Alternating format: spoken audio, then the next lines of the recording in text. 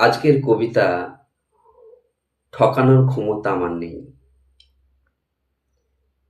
পরাজয় মেনে নিতে পারি, কিন্তু ছলনা শিখিনি।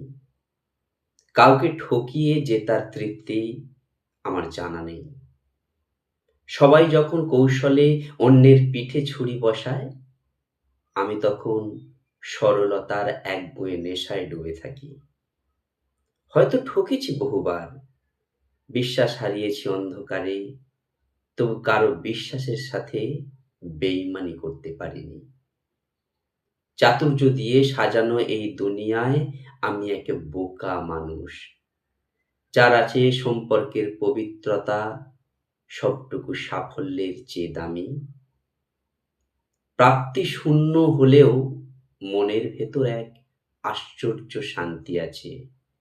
অন্যায়ের ভিড়ে অন্তত আমি তো কাউকে ঠকাইনি।